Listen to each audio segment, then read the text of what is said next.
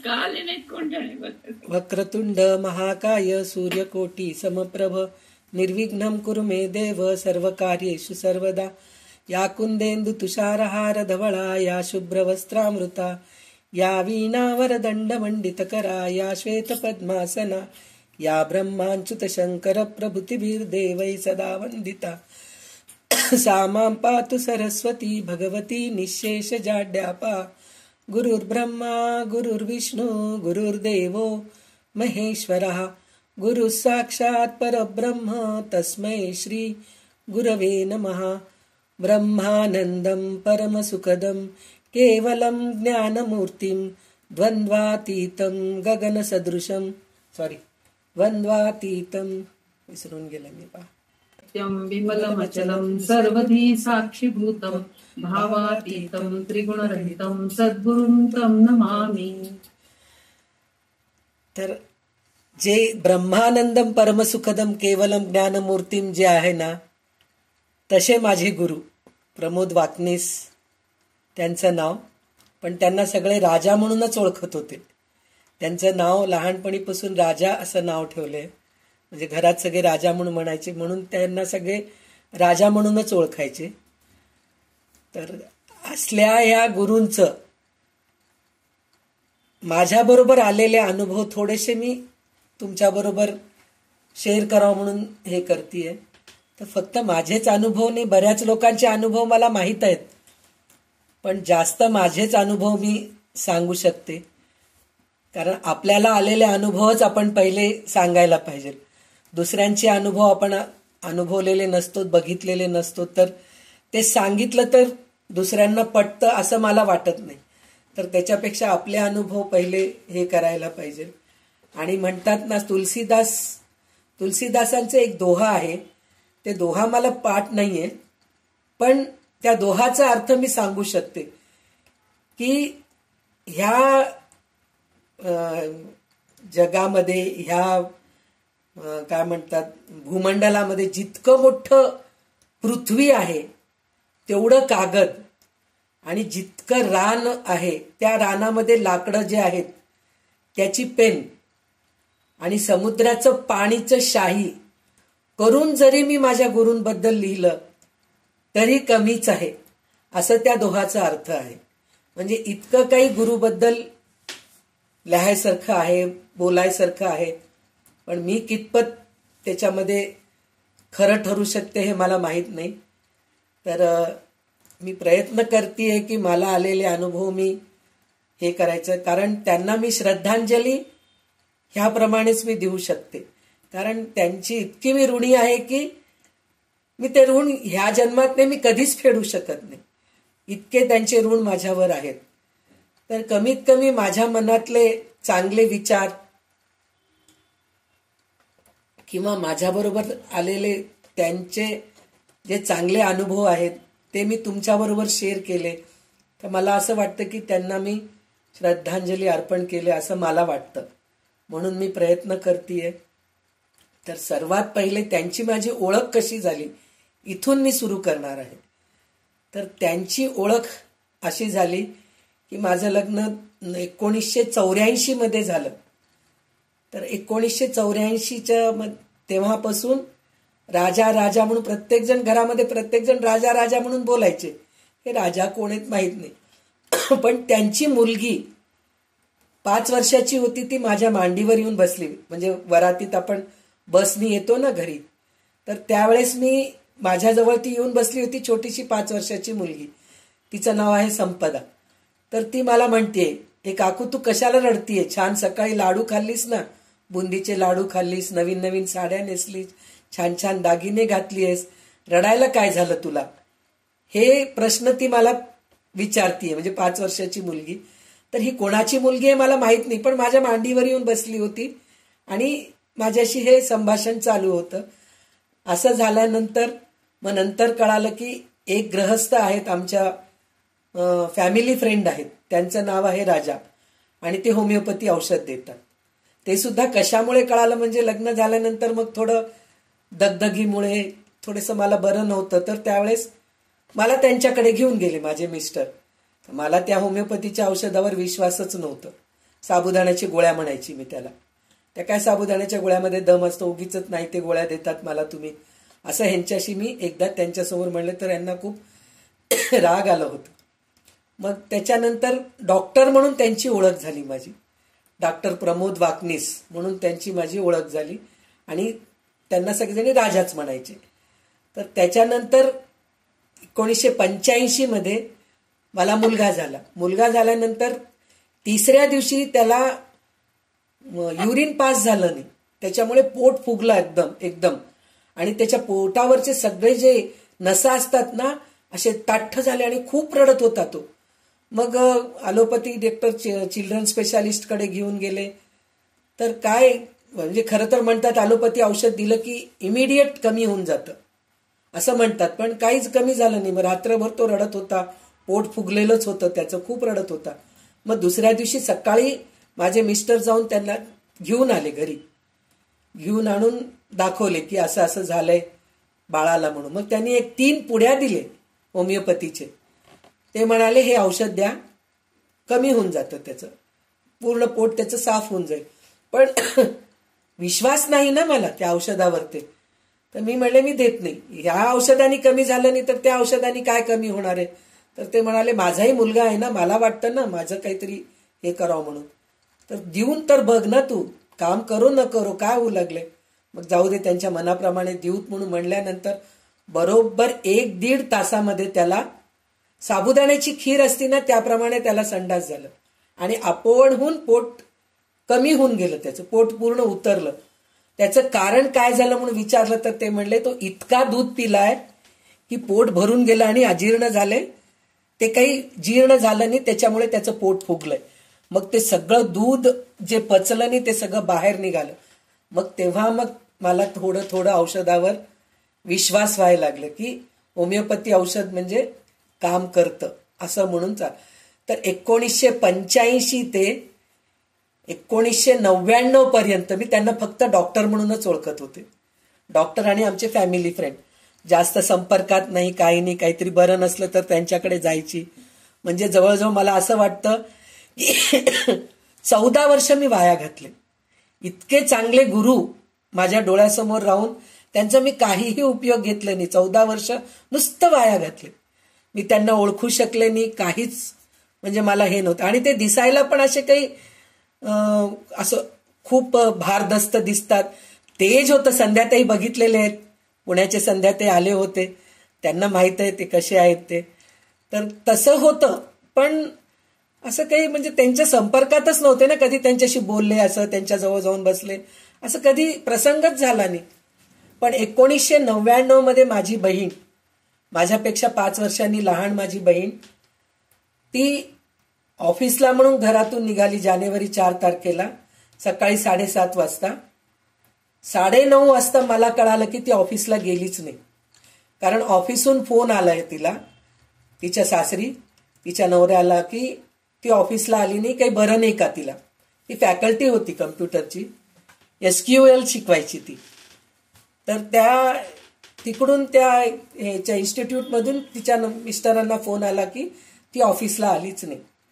तर तो पहिले फोन मला केला की तुझ्याकडे आली आहे का विद्या म्हणून विचारला. तर मी म्हणले नाही, माझ्याकडे आली नाही. मग तेव्हा शोधाशोध सुरू झाली, सगळं झालं. 10 दिवसानंतर तिची डेड बॉडीच मिळाली आम्हाला. असं खूप मोठं ट्रॅजेडी झालं होतं तेव्हा 1999 मध्ये.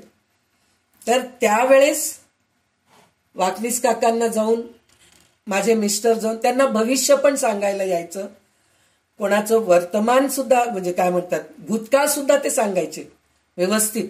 म्हणजे त्यांच्यामध्ये 64 कला जे म्हणतात ना ते सगळं काही त्यांच्यामध्ये होतं.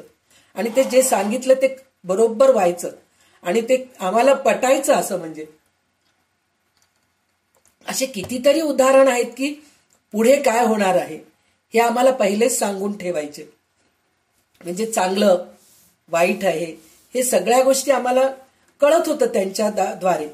तर त्यावेळेस मग त्यांना जाऊन पंचांग घेऊन जाऊन विचारलं तर ते सांगितले ती येणार आहे, पण तुम्ही ती तुम्हाला ओळखत नाही आणि तुम्ही ओळखलं तरी उपयोगाला येत नाही, अशा परिस्थितीत ती येऊ शकते असं म्हणून पहिल्या दिवशीच सांगितलं त्यांनी. आणि आम्हाला ती 10व्या दिवशी मिळाली.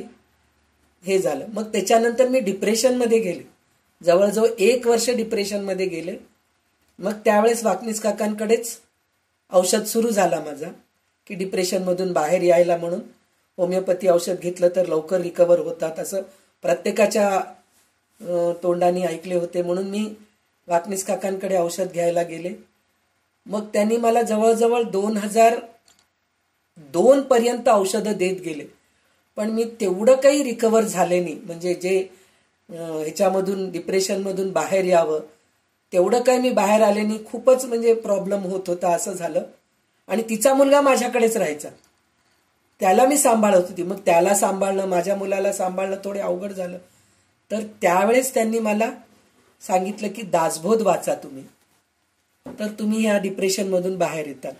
पण पहिले वय कसं, तरुण वय, आपल्याला असं वाटत नाही की हे काय ग्रंथ वाचायचे दिवस आहेत काय, म्हणून असं वाटलं. पण तेवढं काही हे न करता मी दुर्लक्ष केले. त्यावेळेस दुर्लक्ष केल्यानंतर मग त्यांनी काय केलं, स्वतःहून पुण्याला गेले होते ते येताना माझ्यासाठी म्हणून दासबोध विकत आणलं. त्यांनी दासबोध विकत आणून म्हणले की पान नंबर 45 वाचा तुम्ही, मूर्खपणाची लक्षणं आहेत. मला अजूनही आठवण येते त्यांनी सांगितलेलं पान नंबर 45 म्हणून म्हणले. मग ते पान नंबर 45 दासबोधाचं काढले आणि पाहिलं तर मूर्खपणाची लक्षणं, म्हणजे आपल्यामध्ये काय काय मूर्खपण आहे, आपण हे समास घेतलेलं आहे. तर ते वाचले मी. तर त्यावेळेस वाटलं की अरे दासबोध म्हणजे काहीतरी विशेष आहे. म्हणजे मूर्खपणाची लक्षणंच पहिले आपल्याला कळायला पाहिजे, तेव्हाच कुठं आपल्याला आपण कुठं आहोत हे कळतं आणि आपल्याला काय सुधारणा करायची आहे. पण हे आपणहून होत नसतं. ह्या सगळ्या गोष्टी गुरुकृपाच राहायला पाहिजे, तरच ह्या सगळ्या गोष्टी होऊ शकतात, नाहीतर होऊ शकत नाही. तसं पहिली गुरुकृपा अशी झाली माझ्यावरती की दासबोध ते स्वतः मला आणून दिले आणि मला हे असं वाचायला सांगितले. त्याच्यानंतर मला ते ग्रंथ वाचायची आवड निर्माण झाली. मग त्याच्यानंतर ते म्हणाले की आमच्या हैदराबादमध्ये तुळजाभवन म्हणून एक स्थान आहे, तिथं दरवर्षी मीनाताई देशपांडे म्हणून आहेत, ते दरवर्षी दासबोधाचं पारायण ठेवायचे, सामूहिक पारायण. 7 दिवसाचा कार्यक्रम राहायचा, 8व्या दिवशी महाप्रसाद राहायचं. तर त्या कार्यक्रमामध्ये तुम्ही भाग घ्या म्हणून मला त्यांनी सांगितलं. पारायणाला बसा तुम्ही म्हणून म्हणले. मग पहिल्यांदा मी 2003 मध्ये पारायणाला बसले, तेव्हा पूर्ण दासबोध वाचन झालं. म्हणजे पारायणाबरोबर सगळ्यांबरोबर, मी एकटी बसून काही वाचू शकत नव्हते, तेवढी आवडच नव्हती वाचायचं. म्हणजे दुसरे नॉवेल्स वगैरे वाचतो आपण, म्हणजे काय म्हणतात पुस्तकं वगैरे वाचतो आपण, अशा सगळ्या गोष्टी करतो. पण ग्रंथ वाचणं, रामायण वाचणं, महाभारत वाचणं, भागवत वाचणं हे एका पूर्वजन्माची पुण्याही असायला पाहिजे किंवा गुरुकृपा राहायला पाहिजे, तेव्हा कुठं ह्या अशा सगळ्या मोठ्या मोठ्या ग्रंथ वाचायचं आवड निर्माण होतं. तर तसं काही आवड नव्हतं, पण ते पारायणामुळे चांगलं वाटलं मला. पण मी वाचल्यानंतर थोडं कळतंय पण थोडं कळत नाहीये, ओवीबद्ध ना, तर कळत नाही. अर्थ वाचावं म्हणजे तेवढं मोठं ग्रंथ वाचायचं आवड कुठून आहे, नाहीच आहे. मग एकदा त्यांना म्हणले असं मी की मला आवडलंय ग्रंथ, खूप आवडले दासबोध ग्रंथ, पण अर्थ कळत नाहीये मला, तर वाचून प्रयत्न करा तुम्ही असं म्हणून म्हणले. तर मी म्हणलं नाही काका मला जमत नाहीये, खूप अवघड होतंय मला असं म्हणून म्हणलं. तर त्यावेळेस ते म्हणले मी येतो तुमच्याकडे. ते आमच्या एरियामध्ये पिकेट म्हणून आहे, आमच्या एरियातून 1-1.5 किलोमीटर असं डिस्टन्समध्ये त्यांचं क्लिनिक होतं, होमिओपॅथी क्लिनिक. ते डिफेन्समध्ये काम करायचे. तर डिफेन्सचे लोक ऑफिशियल काम करू नका म्हणले, त्यांना एक क्लिनिक काढून दिलं त्यांच्याच ऑफिसच्या बाजूला, तर सगळ्यांना फ्री होमिओपॅथी द्या तुम्ही म्हणून. त्या डिफेन्सचे लोक ऑफिस टायमिंग्समध्ये औषध द्यायला त्यांना परमिशन दिलं होतं. एवढे मोठं म्हणजे त्यांना ते ओळखले होते डिफेन्स. असं कोणी करूच शकत नाही हो, म्हणजे डिफेन्सचं काम सोडून तुम्ही हे असं. आणि हे काही सर्टिफाईड असं म्हणजे डॉक्टर नव्हते, त्यांना हॉबी आहे म्हणून क्लासेस अटेंड करून प्रॅक्टिस केलेले आहेत. त्यांच्याजवळ सर्टिफिकेट नव्हतं असं की हे डॉक्टर आहेत म्हणजे त्यांचं सिग्नेचर कामाला येईल असं काही नव्हतं. पण तरीही त्यांचे कितीतरी लाखो पेशंट्स, आता शेवटी लाखो काय कितीतरी पेशंट्स क्यूर झालेले असे हे डॉक्टर होते. तर ते तिकडं औषध द्यायला यायचे. तर त्यांचं टायमिंग होतं 3 ते 5 टायमिंग होतं औषध द्यायचं, आणि 1:30 वाजेस तर ऑफिसचं काम करायचं, बाकीच्या टायमिंगमध्ये ते औषध द्यायचे. तर तेव्हा नंतर ते म्हणले तुम्ही कामाला येऊ नका, कारण पैसे खाऊ द्यायचे नाही. आता सगळ्या मोठ्या गव्हर्नमेंट ऑफिसमध्ये लाच घेतातच, तर हे कोणाला घेऊ द्यायचे नाही.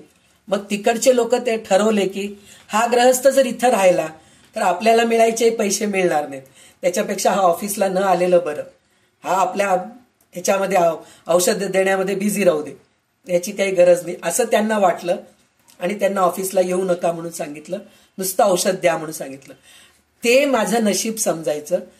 त्या औषध द्यायच्या टायमिंग, ऑफिसच्या टायमिंगमध्ये ते काय केले, माझ्याजवळ यायचं म्हणून, पण फक्त शुक्रवारी यायचे. ते दुपारी 1:30 वाजता यायचे माझ्याकडे, 1:30 ते 2:45 पर्यंत, 2:30-2:45 पर्यंत बसायचे आणि दासबोध सांगायचे. तर असं माझा योग. म्हणतात ना, आपल्याला दासबोधामध्येच सांगितलंय की गुरु शोधावं लागत नाही, गुरु स्वतः आपल्या घरी येतात, जर आपली तीव्र इच्छा असेल तर. असेल भगवंतानी माझ्यावर कृपा केली असेल आणि माझी तीव्र इच्छा निर्माण झाली असेल म्हणून गुरु माझ्या घरी आले. ह्याचं मला खरोखर गर्व आहे की माझे गुरु मला प्रत्येक वेळेस मला मिळायचे.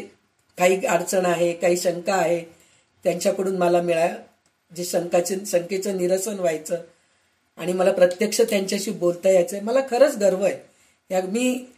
मी काय म्हणतात, निर्लज्जपणे म्हणते की मला ह्या गोष्टीचं गर्व आहे. तर असं मला ते गुरु लाभले, आणि ते गुरु लाभल्यानंतर त्यांच्याकडून मग मला एक ग्रंथ अर्थ कळायला सुरू झालं. पहिले दासबोध झालं, मग नंतर ईशावास्योपनिषद ते झालं, ते झाल्यानंतर केनोपनिषद झालं, मग नंतर चांगदेव पाशष्टी झाली, मग त्याच्यानंतर पातंजली योगसूत्र, असे 5-6 ग्रंथ त्यांच्याकडून मला अभ्यासायला मिळालं. तर 2003 पासून ते 2007 पर्यंत ते आमच्याकडे दर शुक्रवारी यायचे. मग त्याच्यानंतर मी त्यांच्याकडे जायचं. काही दिवस रविवारी सगळ्यांना सांगत होते, रविवारी मात्र सगळ्यांनाच सांगत होते. केनोपनिषद आहे, चांगदेव पासष्टी आहे, पातंजली योगसूत्र आहे, हे सगळं ते सगळ्यांना सांगायचे, त्यांच्या कॉलनीमधल्या लोकांना. त्यांच्या कॉलनीचं नाव त्रिमूर्ती कॉलनी आहे. तर ते त्रिमूर्ती कॉलनी हे दत्ताचे भक्त आहेत आमचे गुरु.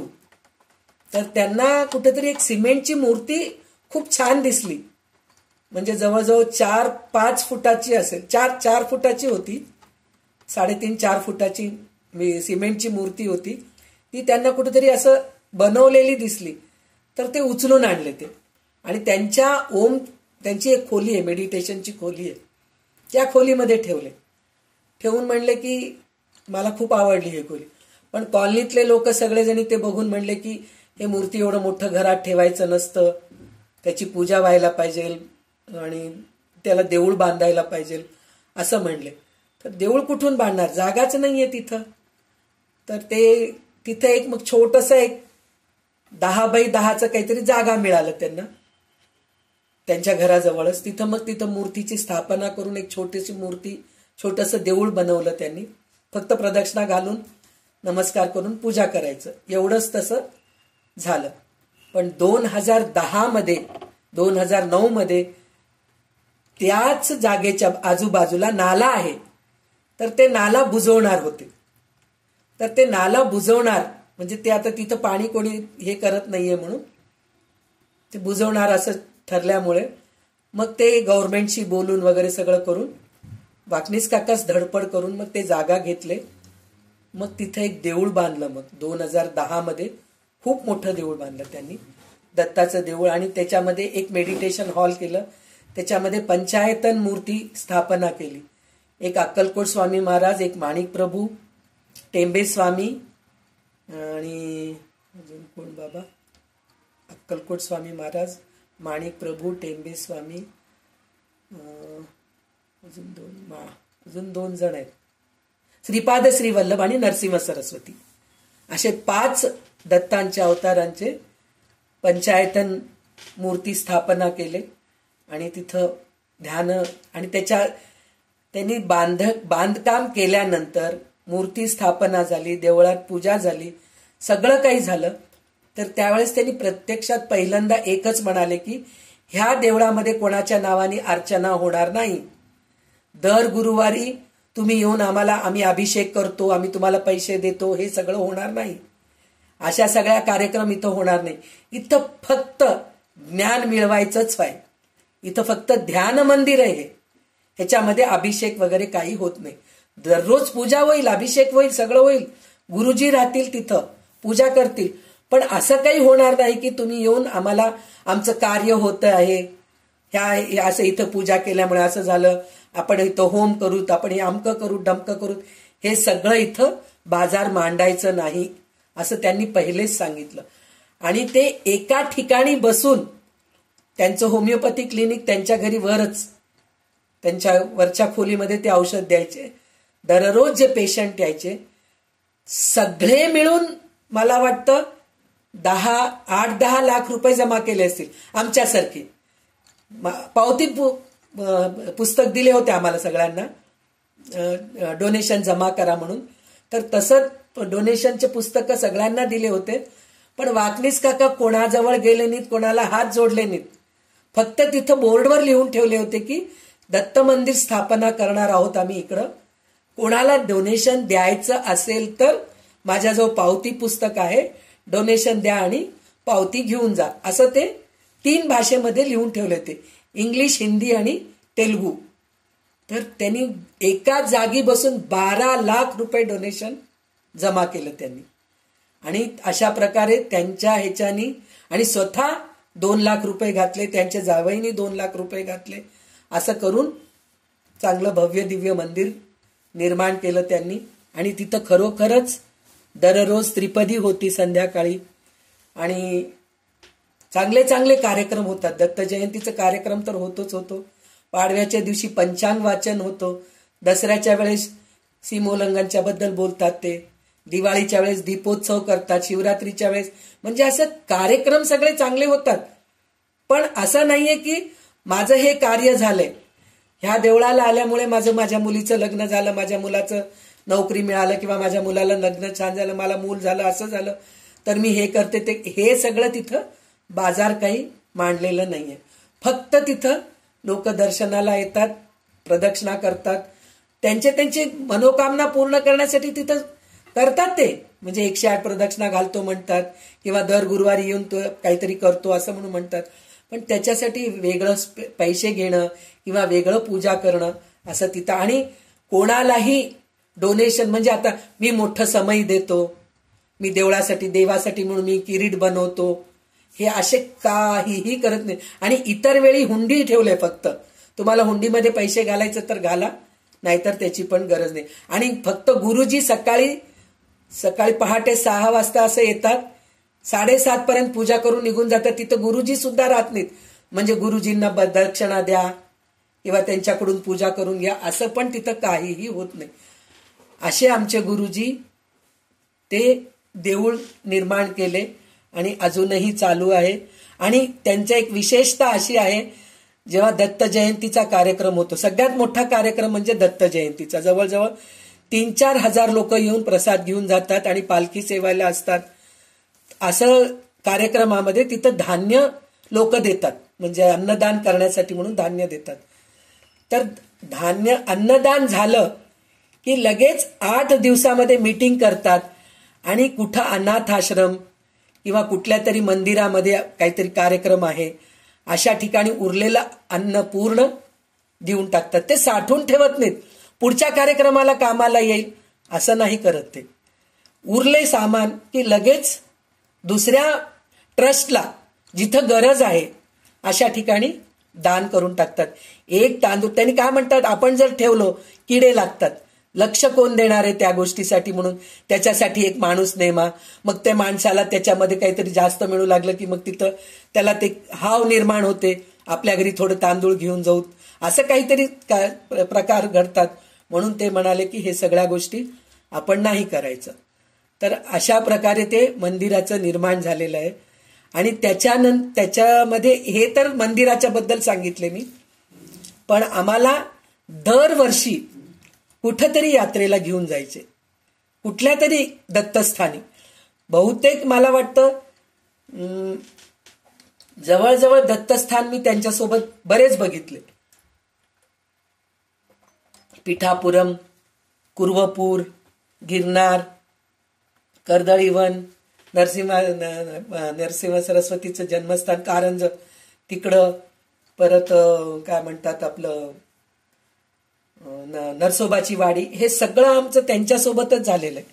त्यांच्यासोबतच आम्ही यात्रेला गेलेले आहोत.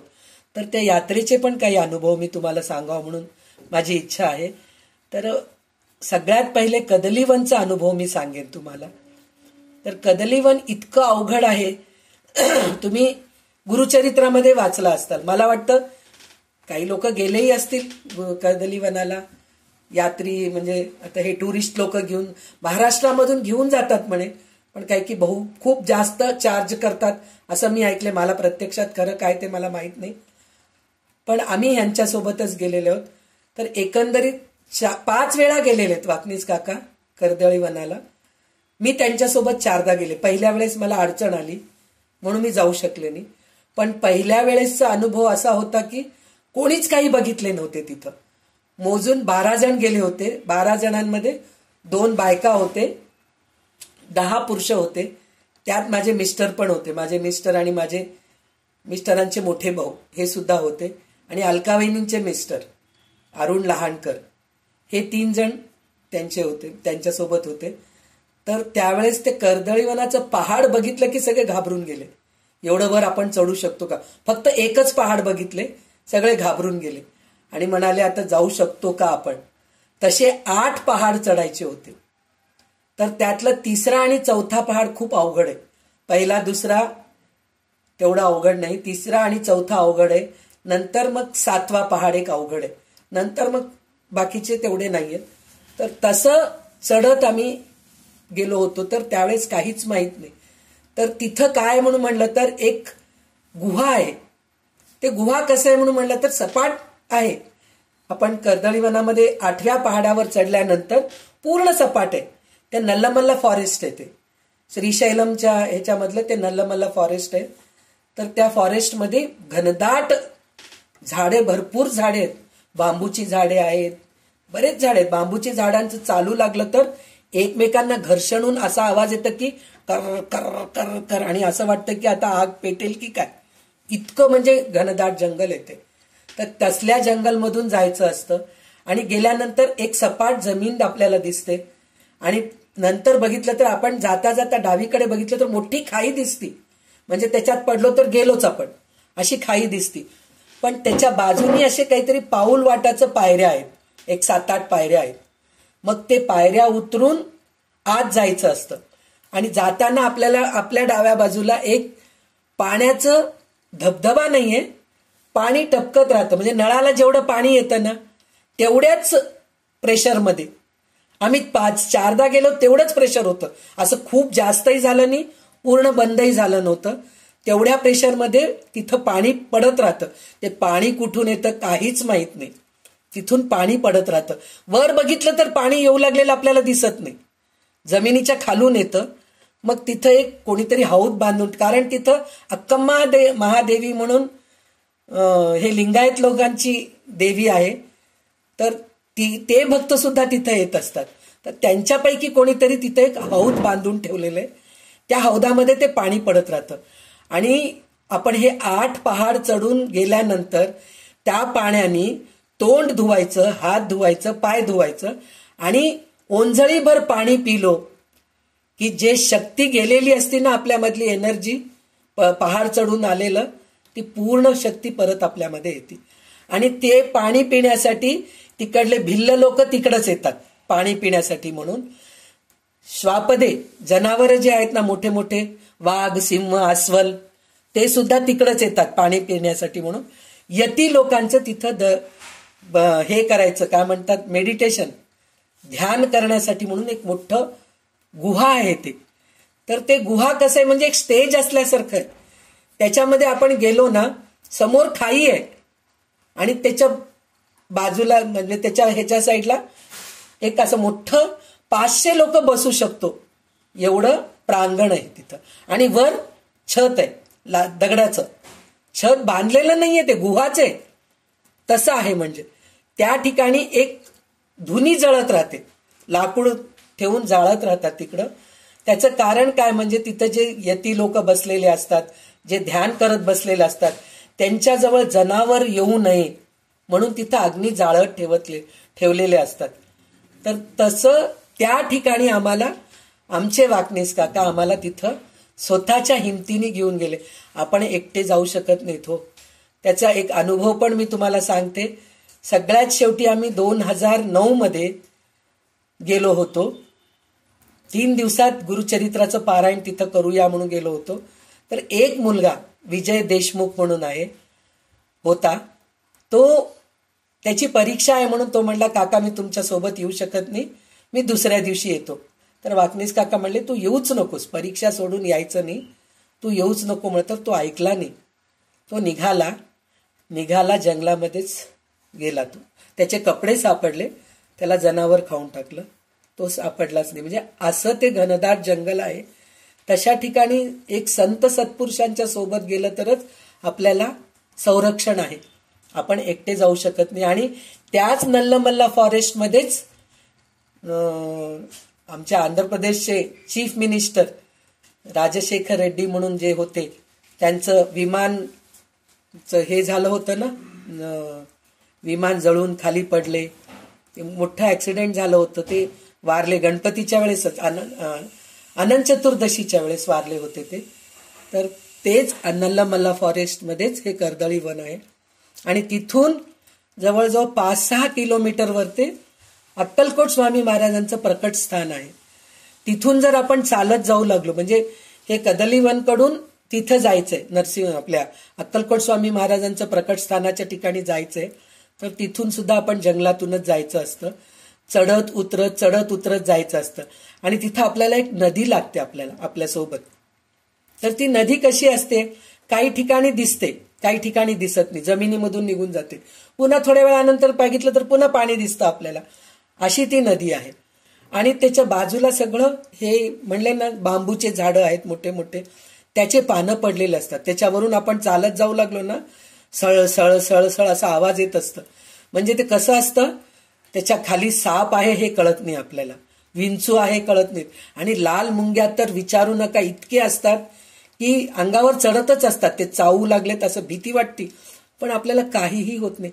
हे सगळं गुरुकृपाच म्हणते मी. तर लाल मुंग्या न चावता राहतात का हो आपल्याला कधीतरी? नाही, ते सुद्धा छोटे नाही, मोठे म्हणून मुंगळे म्हणतो ना आपण, तसे असतात तिथं. तर त्याच्यामधून आपण असं चालत चालत जायचं.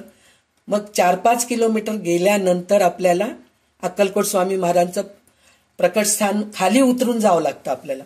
तिथं सुद्धा गुहाच आहे. त्याच्यानंतर मग आपल्याला मोठी नदी दिसते अक्कलकोट स्वामी महाराजांच्या डोक्यावरून. म्हणजे ते जे गुहेमध्ये आहेत ना, त्या गुहेच्या वरून पाण्याचा धबधबा आहे.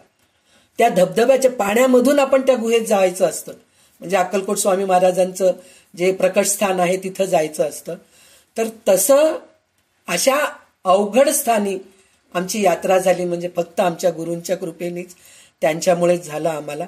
आणि हे स्वतः लोकांचं सांगितलेलं ऐकलं त्यांनी. काही लोक गेलेले सांगितले, काही पुस्तकांमधून वाचलेले, काही त्यांना ध्यानामध्ये दिसलेले आहेत की अशा अमक्या अमक्या ठिकाणी हे आहे, तू तिकडं जा, असं त्यांना ध्यानात सांगितलेलं आहे. तर त्या मार्गदर्शनातूनच आम्हाला घेऊन गेलेले आहेत. म्हणजे असं आम्ही अवघड यात्रा 4दा केलो. पहिल्यांदा तर नुसतं कर्दळीवन बघितलं. दुसऱ्यांदा त्यांच्यासोबत मी गेले होते, म्हणजे माझं पहिल्यांदा, त्यांचं दुसऱ्यांदा होतं. तर तेव्हा अक्कलकोट स्वामी महाराजांचं प्रकट स्थान सुद्धा बघायचं म्हणून आम्ही गेलो होतो. तर तेव्हा अकोल्याचे महाराज तेव्हा ते जवळजवळ 80 वर्षाचे होते. 80 वर्षाचे असतील, 75-80 वर्षाचे असतील. ते सुद्धा आले होते. त्यांचं ओपन हार्ट सर्जरी झालेलं होतं, तरी ते चढून आले वर स्वतः ते महाराज. त्यांच्यासोबत एक 20-25 शिष्य होते त्यांचे, तर ते आले होते. त्यांच्यासोबत आम्ही सगळेजणी ते अक्कलकोट स्वामी महाराजांचं प्रकट स्थान बघायला गेलो होतो. पण आम्हाला काही सापडलं नाही त्यावेळेस, म्हणजे मिळालंच नाही. म्हणजे निराश झालो आम्ही. मिळालं नाही ते दूर गेलं, पण आमचं गुहा पण आम्हाला मिळालं नाही. म्हणजे विसरून गेलो, रस्ताच चुकली आमचं. म्हणजे आणि तिथं आपल्याला कसं असतं, लँडमार्क असतं ना, कुठेतरी जायचं तर आपण म्हणतो ना, तुमचं लोकेशन पाठवा हो आम्हाला, तुमचं घर कुठं आहे, तर अमक्या बाटा कंपनीच्या बाजूला आहे, अमक्या मेगा मॉलच्या बाजूला आहे, किंवा आमचं कोणतं तरी शाळेच्या बाजूला आहे, असं आपण लँडमार्क सांगतो. तिथं काही लँडमार्कच नाहीये, काहीच नाहीये. कुठं पहा तिथं बांबूचे झाडं, कुठं पहा तिथं मोकळी जागा. असंच म्हणजे आपण पूर्वेच्या दिशेला आहेत की पश्चिमेच्या दिशेला आहे हे सुद्धा कळत नाही आपल्याला. सूर्याला बघूनच आपण कळून घ्यावं. म्हणजे सूर्याचं जे, तेव्हा मला कळालं की आपण जंगलामध्ये गेल्या त्यावेळेस आपल्या परछाई म्हणजे आपलं जे सावली असतं त्याच्यावरून वेळ कळतं आपल्याला, हे त्यावेळेस मला कळालं होतं. तेव्हा वाकनीस काका हे सांगत होते, आता इतके वाजलेत बघा, घड्याळात बघितलं तर ते बरोबर कळायचं. म्हणजे सूर्याच्या सावलीवरून, आणि ते सावली लहान मोठं असं असलं तर दक्षिणायन आहे का उत्तरायण आहे का हे सुद्धा त्याच्यावरून कळतं. हे सगळं त्यावेळेसच कळालं होतं मला. मग ते अकोल्याचे महाराज बसले खाली बसले आणि आम्हाला सगळ्यांना समोर बसून ध्यान करायला लावले.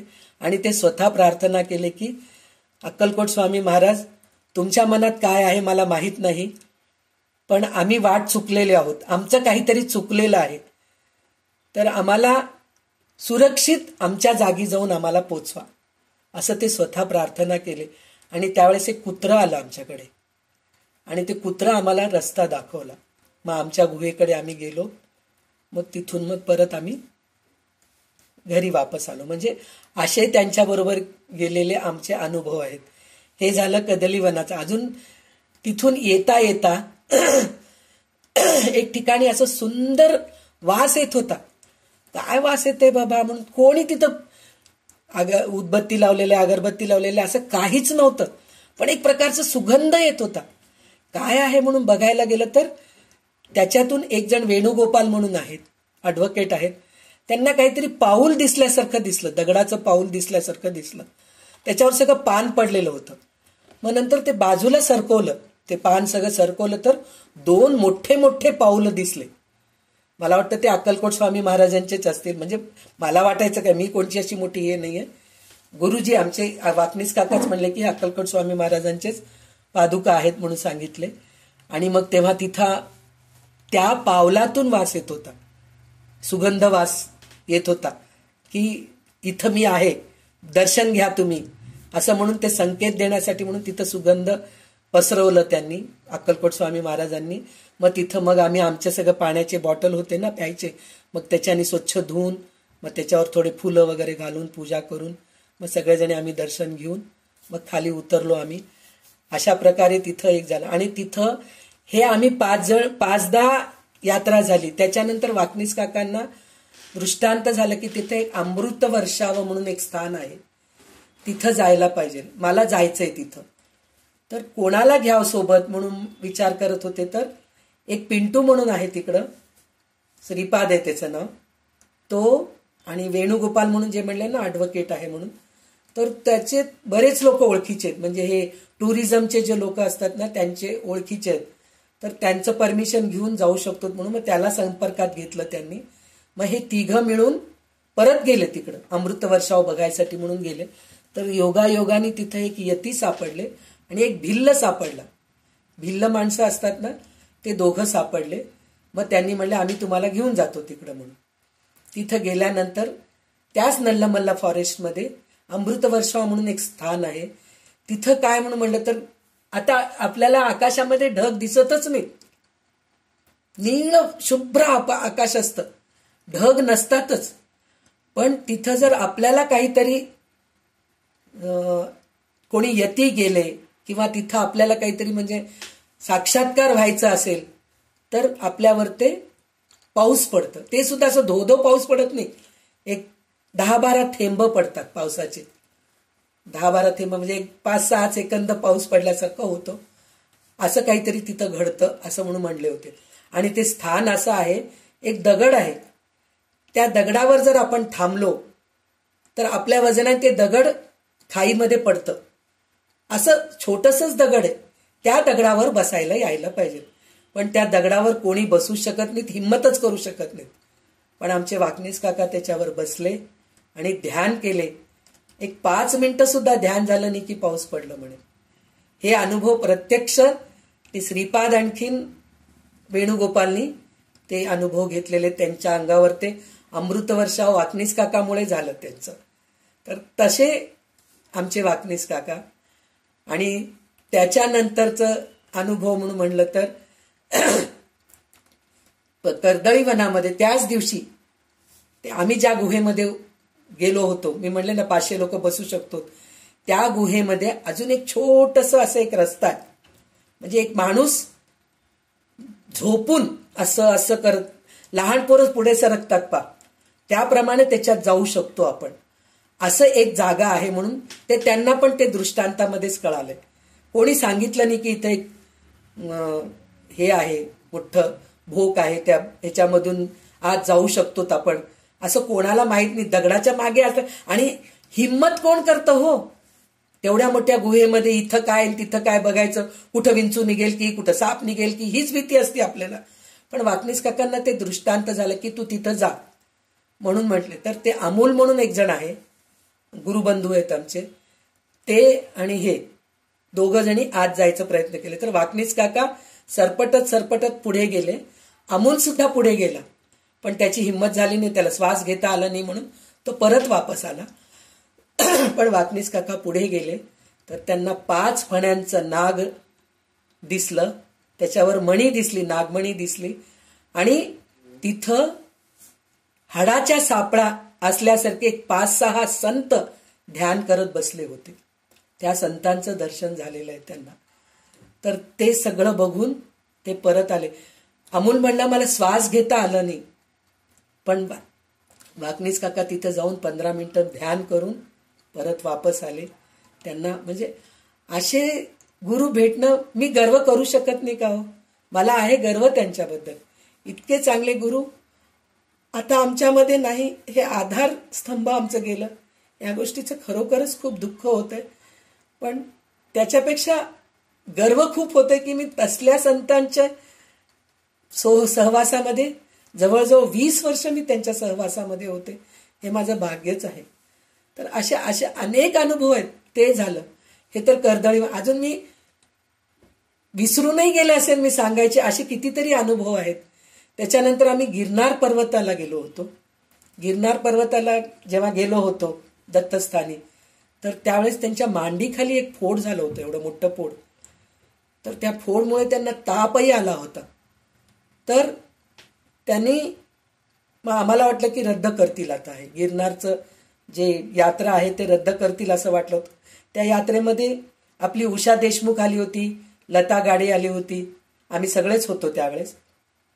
तर आम्हाला वाटलं होतं की ते कॅन्सल होईल यात्रा, कारण त्यांचं खूप मोठं पाय सुजलं होतं, फोड झालं होतं.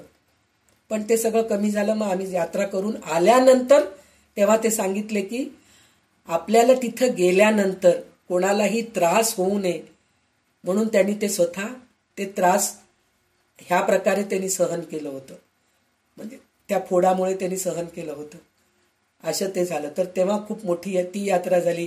त्यावेळेस आम्ही ते सोरठी सोमनाथ बघितलो, द्वारका बघितलो, गिरनार बघितलो आम्ही. त्यावेळेस बरंच तिथं यात्रा झाली आमची. आणि मग नंतर अष्टतीर्थ म्हणून गाणगापूरमध्ये आहे ना, ते भर उन्हामध्ये केलो होतो आम्ही. दुपारी 1 वाजता असं चालत ऑटो वगैरे न घेता पूर्ण अष्टतीर्थचं स्नान करून तिथं गाणगापूरमध्ये ती यात्रा झाली आमची. म्हणजे हे जे सगळं जे दत्ताचे स्थान, अवघड स्थान जे आहेत ना, ते फक्त वाकनीस काकामुळेच आम्हाला ह्या सगळ्या गोष्टी हे झालेले आहेत, दर्शन झालं. मग नंतर एकदा आम्ही ग्रहणाच्या वेळेस 60 लोक कुर्वपूरला गेलो होतो. तुम्हाला लक्षात आहे की नाही की बऱ्याच लोकांना माहिती आहे, मंत्रालयामध्ये राघवेंद्र स्वामीचं जे मठ आहे ते नदीमध्ये बुडलं होतं, हे तुम्हाला सगळ्यांनाच माहिती आहे. त्या काळामध्ये आम्ही तिथं गेलो होतो, कृष्णा नदीच्या मंत्रालय आणि हे मला वाटतं 150 किलोमीटरच्या अंतरावर आहे. नदी एकच, कृष्णा आणि तुंगभद्रा जवळजवळच ना, म्हणजे त्या नदीला पण पूर आलेलीच होती.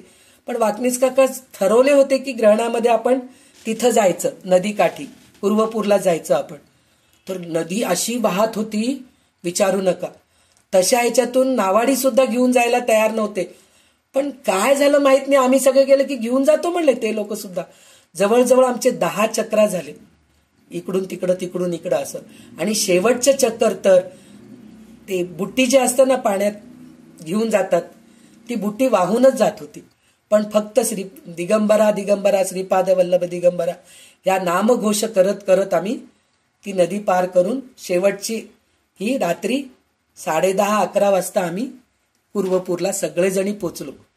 आणि तिथं ध्यान करून म्हणजे सगळं तिथं पूजा अर्चा वगैरे सगळं केलं. तिथले 2 अनुभव असे आहेत, मी सांगितले असं ह्याच्या अगोदर पण परत एकदा मी सांगतेय तुम्हाला. एक अनुभव असा आहे की तिथं ध्यानाला बसलोत आम्ही सगळेजणी. वाकनीस काका, आता आपल्याला काही ध्यान होत नाही हो, चंचल वृत्ती आपली, कोण काय करतंय, कुठं काय मुंगीत चावलंय का, नाहीतर काहीतरी कानापाशी डास गुई गुई करते, आपलं तिथंच लक्ष असतं. बाकी आपलं मेडिटेशन वगैरे असं काही होत नसतं. आणि योगायोगाने मला वाकनीस काकांच्या बाजूलाच बसायला चान्स मिळालं होतं.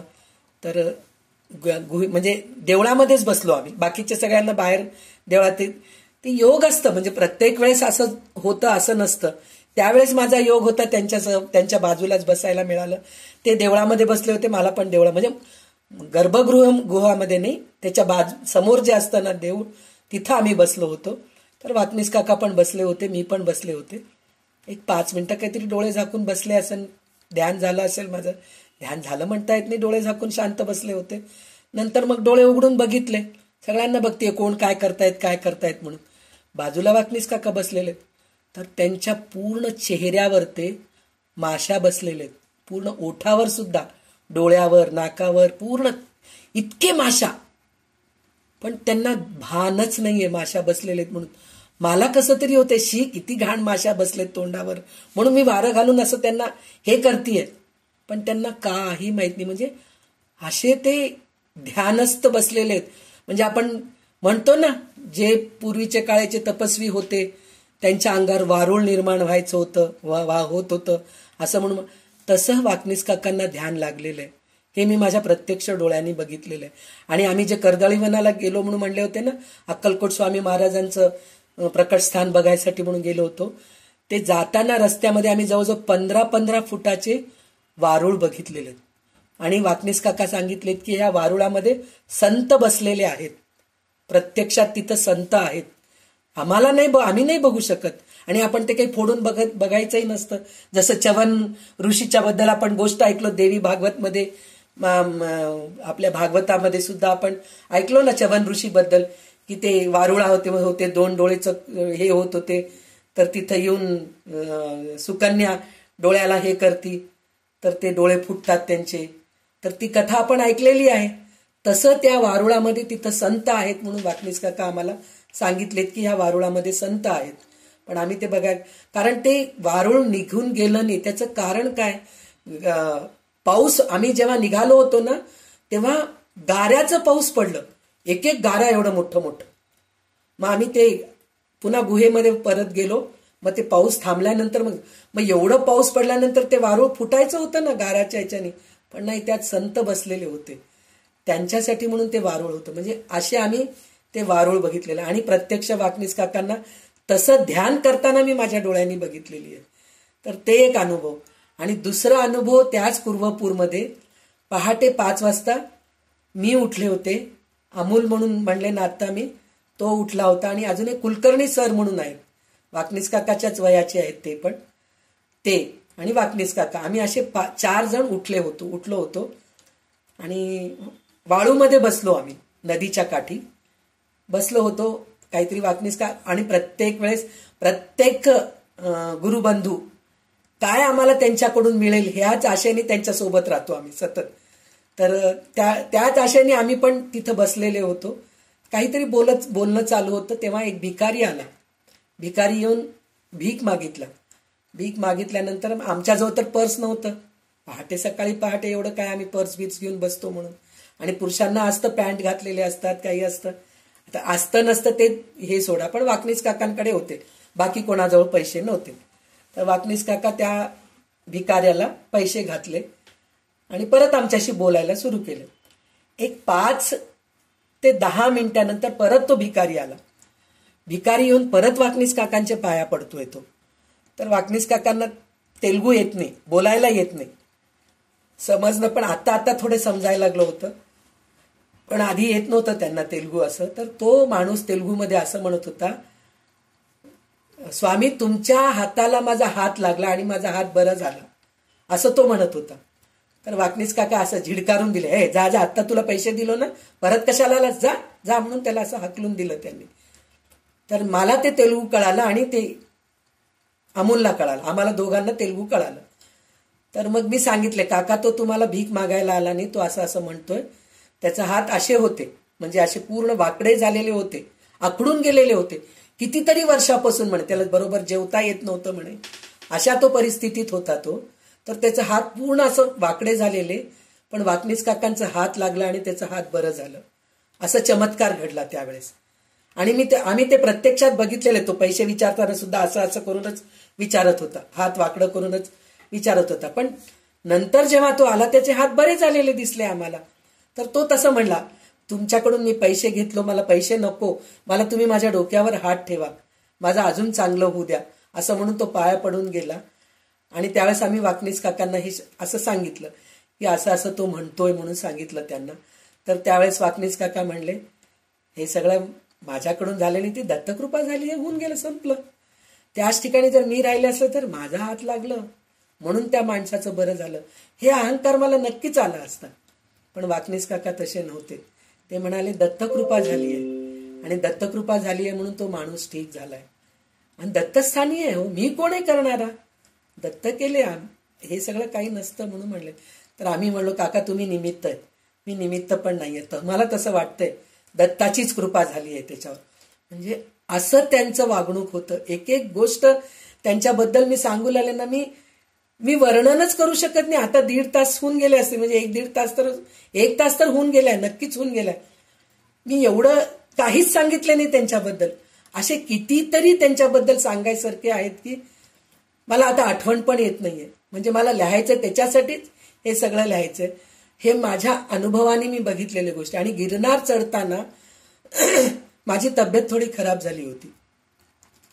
तर त्यावेळेस मी म्हणले, काका मी वर चढू शकते का? तर काका म्हणले, का नाही चढू शकत, चढायलाच पाहिजे.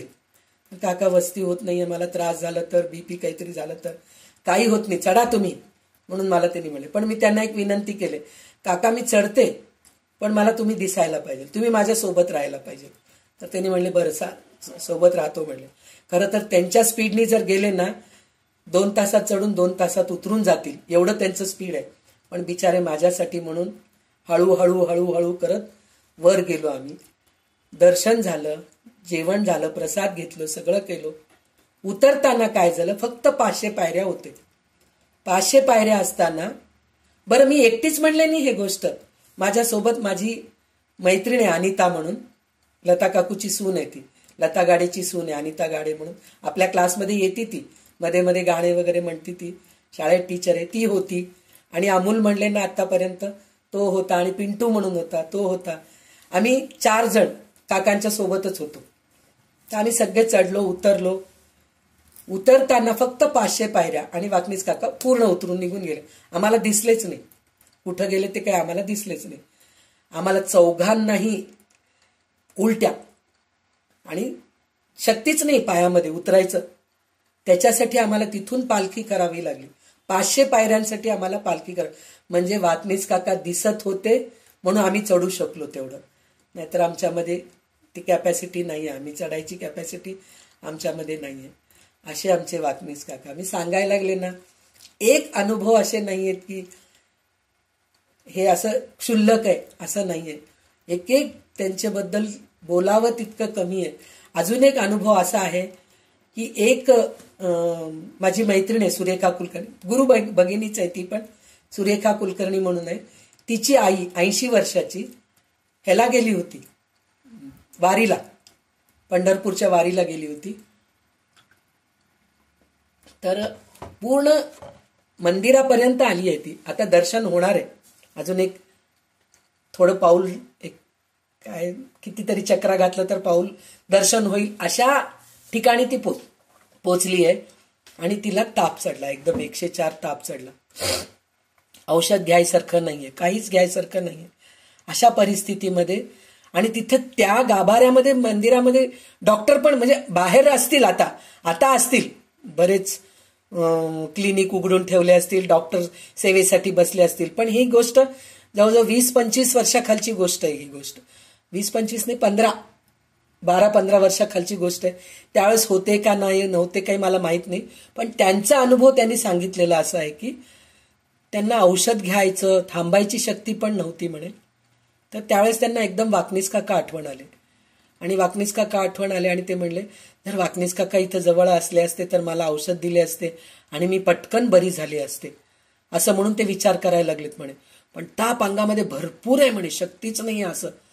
तर मग ते म्हणले, जाऊ दे, वाकनीस काका नाहीये ना, त्यांचं नाव आहे ना, त्यांच्या नावाचं मी जप करते, म्हणून ते जप करायला सुरू केले म्हणे वाकनीस काकांचं नावाचं.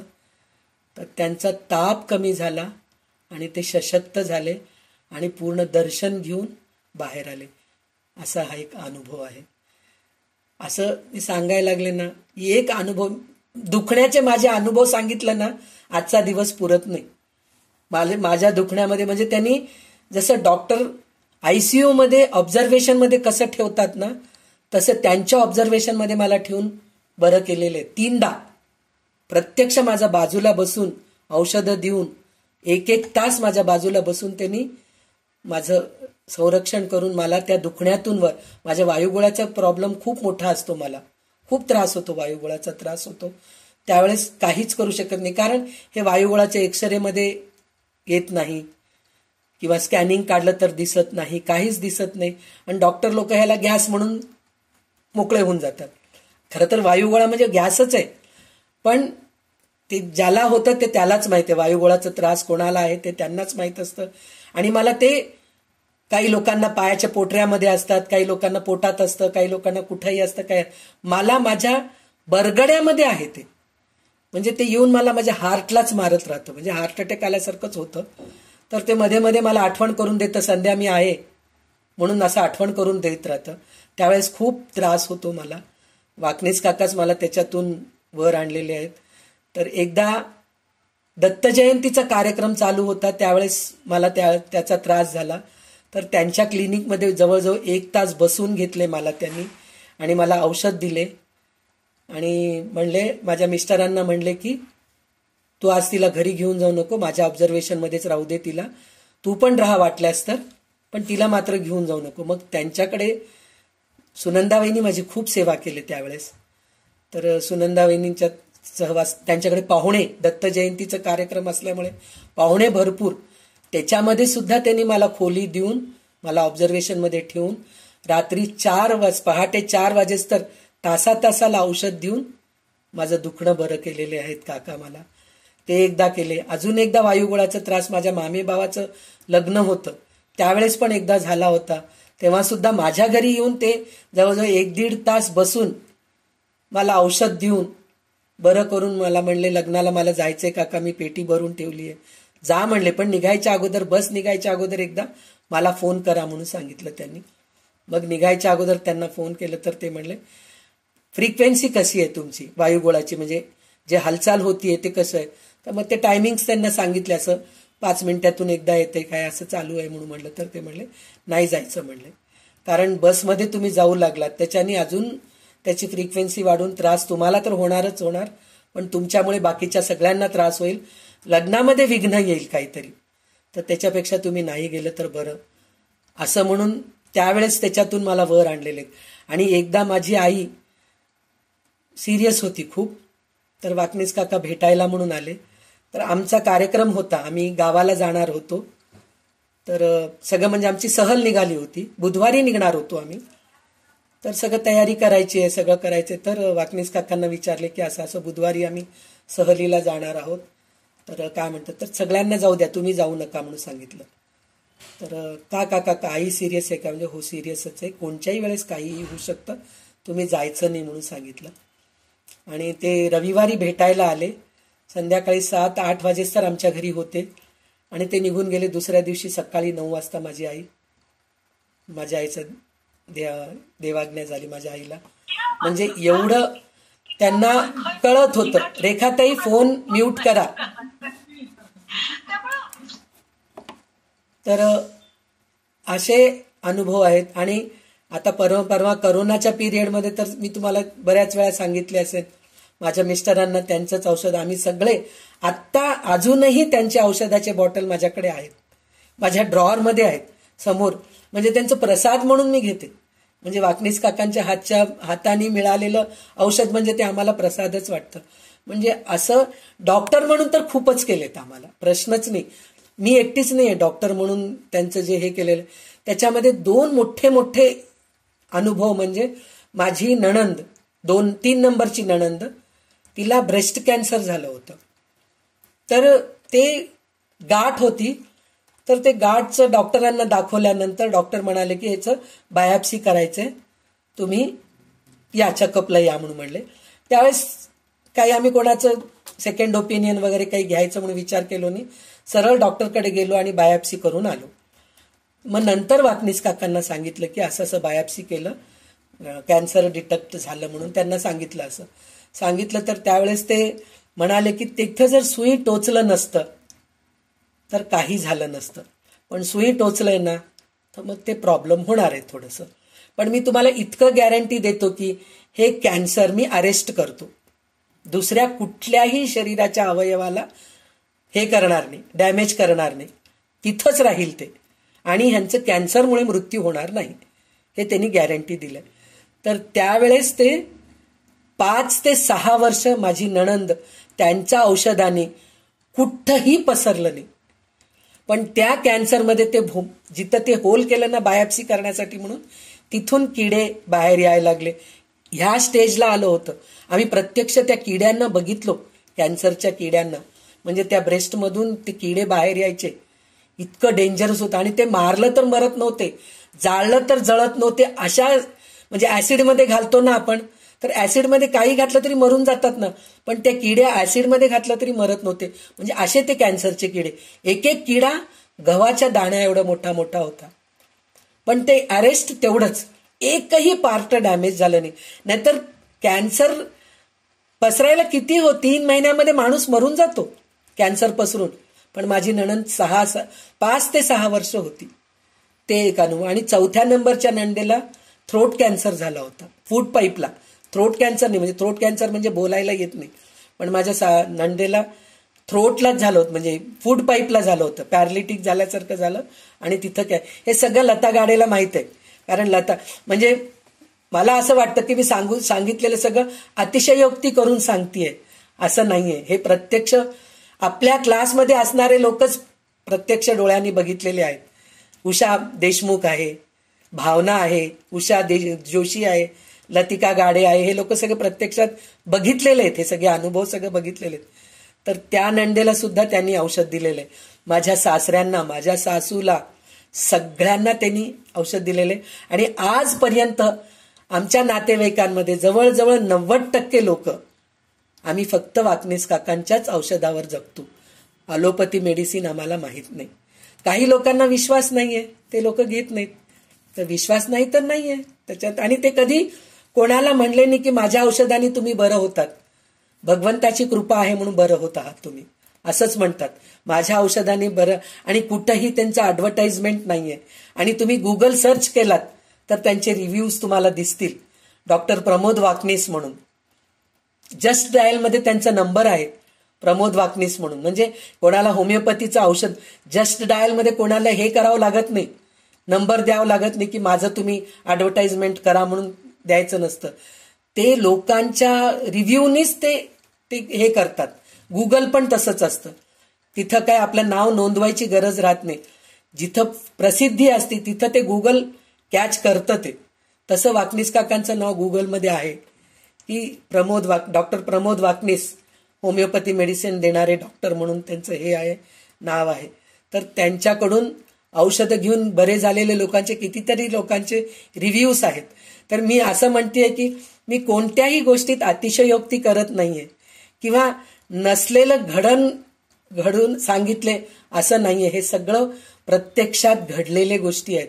आणि जेव्हा मी इथून हैदराबादला 2 महिन्यापूर्वी गेले होते त्यावेळेस त्यांनी मला सांगितले होते की मला हे आजारपण मला घेऊन जाणार आहे, मला वर आणणार नाहीये, मी जाणारच आहे आणि जास्त दिवस मी राहणार नाहीये. आणि आता हे सगळे सण होणार नाहीयेत चांगले, म्हणजे दसरा दिवाळी हे सगळं होणार नाही हे त्यावेळेसच मला सांगितले. तर मी म्हणले काका असं बोलू नका, निगेटिव्ह तुम्ही बोलू नका. तर मी निगेटिव्ह बोलत नाही, प्रॅक्टिकल बोलतोय म्हणून म्हणले त्यावेळेस त्यांनी. आणि त्याच्यानंतर आता गेल्यानंतर जे सगळे गुरु बंधू भगिनी सगळे भेटले होते तर त्यांचे सगळ्यांचे एकेकांचे अनुभव सांगितले. तर त्यांनी म्हणे वेळ सांगून ठेवलंय, बुधवारी संध्याकाळी 5:30 वाजता माझा जीव जाईल आणि माझ्या दिवसवारासाठी इतके पैसे तुम्ही कोणीही माझ्यासाठी खर्च करायचं नाही म्हणून ते अमोल आणि पिंटू म्हणून जे म्हणले होते ना त्यांना पैसे देऊन ठेवलेत त्यांनी. आणि सांगितले की मी जर गेल्यानंतर सुनंदा वहिनी म्हणजे त्यांची मिसेस, तिला चक्कर येऊन ती पडेल, ती चक्कर येऊन पडलं तर तिला हे औषध द्या म्हणजे ती पुन्हा चांगली होईल. आणि तुम्ही पोरी घट्ट व्हा, स्ट्रॉंग व्हा आणि बुधवारच्या नंतर मी आनंदात राहणार आहे आणि तुम्हालाही त्रास होणार नाही हे परत सांगितलं. तर त्या पोरींना असं वाटलं की बुधवारच्या नंतर बाबा बरे होतील असं त्यांना वाटलं, की जातील असं वाटलं नाही, पण बुधवारच्या नंतर मी आनंदात राहीन आणि तुम्हाला त्रास होणार नाही हे सांगून गेलेले आहेत त्यांनी. म्हणजे असे अजून मला कोणाशी भेटायची वेळ आली नाही. भेट झाल्यानंतर अजून किती जणांचे मला काय काय अनुभव ऐकायला मिळतील मला माहित नाही. तर ते सगळं अनुभव एकत्रित करून खूप मोठं शिवधनुष्य उचलायचं मी प्रयत्न करतेय, अनुभव लिहायचं त्यांचं म्हणून प्रयत्न करतेय. कितपत माझे गुरु मला साथ देतील मला माहित नाही. आता ह्याच्यापेक्षा जास्त बोलायची शक्ती माझ्यामध्ये नाहीये, कारण नाही मी त्यांच्या चांगल्या गोष्टी, त्यांचं जे काय म्हणतात चांगले गुण हे सांगा एवढी मी मोठी नाहीच आहे. कुठल्याही ठिकाणून बघितलं तर मी सांगू शकत नाही. तर आज मी इथंच थांबते, कारण नाही मला गहिवरून येते, त्यांच्याबद्दल मी बोलू शकत नाहीये. तर मला माफ करा. माझ्या गुरुबद्दल हे बोलले हे खूप कमी आहे. एक कण असेल समुद्राच्या पाण्यामधला एखादा थेंब असेल, एवढं मोठं समुद्र मी काही त्यांच्याबद्दल मी काही बोलू शकत नाही. तर मी तुमची क्षमा मागते आणि माझ्या गुरुच्या चरणी मी सतत त्यांच्या चरणीच राहावं अशी मी